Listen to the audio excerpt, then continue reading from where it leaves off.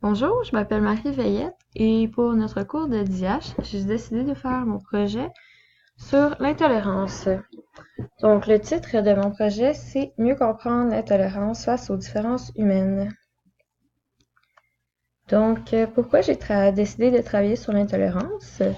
En fait, c'était pour décision personnelle. Je voulais mieux comprendre ce phénomène.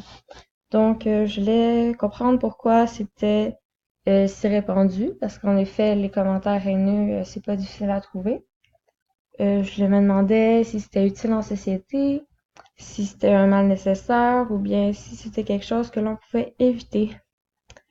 Donc, je me suis intéressée beaucoup sur les facteurs qui mènent vers l'intolérance. Donc, les causes, qu'est-ce qui va développer justement des traits d'intolérance chez des personnes. Je me suis également intéressée aux conséquences de l'intolérance sur les personnes oppressées par celle-ci.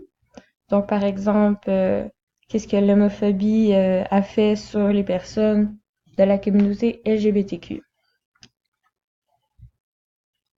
Pour faire mon projet, j'ai fait une recherche documentaire très poussée. Donc, j'ai lu beaucoup de livres, beaucoup d'articles. J'ai euh, j'ai vu aussi des vidéos.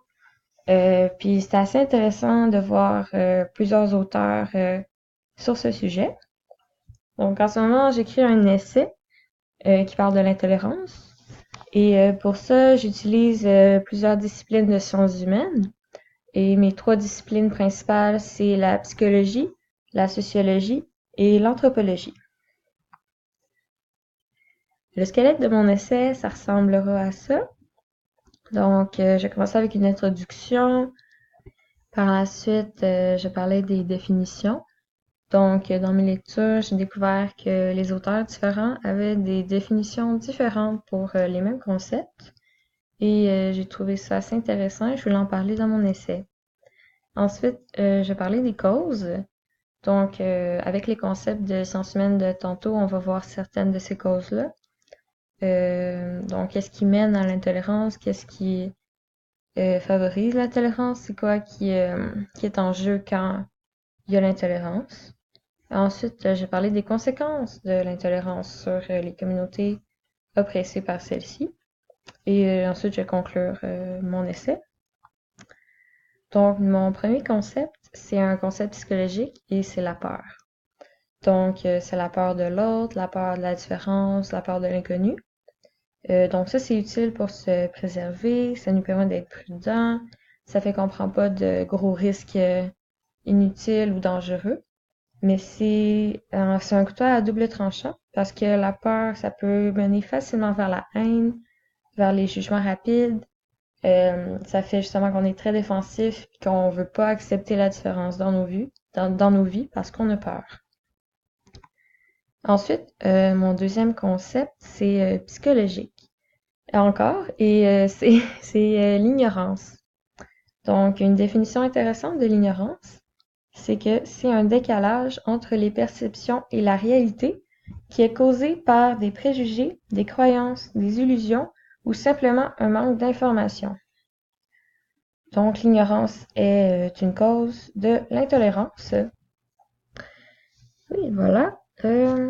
Par la suite, j'ai un concept sociologique. Donc, ça parle du bouc émissaire. Donc, le bouc émissaire, ça c'est quand un individu, un groupe ou une organisation est choisi pour endosser une responsabilité ou une faute pour laquelle il est totalement ou partiellement innocent. Donc, on sait un peu tout c'est quoi un bouc émissaire, c'est une personne innocente qui porte le blâme. Donc, ça amène vers l'oppression de la personne qui est injustement blâmée. Donc, ça mène vers l'intolérance. Mais ça a quand même des aspects positifs pour la société, en fait. Parce que pour le reste de la communauté, c'est pratique pour calmer les tensions. Donc, blâmer quelqu'un, en fait, ça, ça te relaxe, tu sais que le coupable, il est blâmé, donc tu te sens mieux après ça. Donc, pour la société, qui blâme, c'est quand même une bonne chose d'avoir un bouc émissaire juste pour apaiser les tensions. Donc, c'est assez intéressant de lire sur ce sujet-là. Par la suite, mon autre concept sociologique, c'est la socialisation. Donc, c'est avec ça qu'on apprend les normes, les croyances, les règles de la vie en société. Donc, se faire socialiser, c'est apprendre justement qu'est-ce qu'il faut respecter, qu'est-ce qu'il faut ne pas respecter.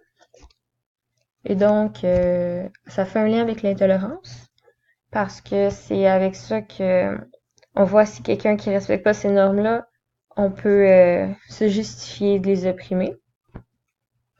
Donc, voilà. Et mon dernier concept, c'est un concept anthropologique. C'est l'inné versus l'acquis. Donc, c'est la question du est-ce qu'on est génétiquement programmé à être intolérant? Est-ce qu'on peut éviter ça? Est-ce que c'est la culture? Donc, c'est cette question-là, en fait, qui m'intéresse beaucoup et que je vais étudier lors de mon essai. Donc, merci beaucoup de m'avoir écouté. Je souhaite à tous une très bonne fin de session. Au revoir.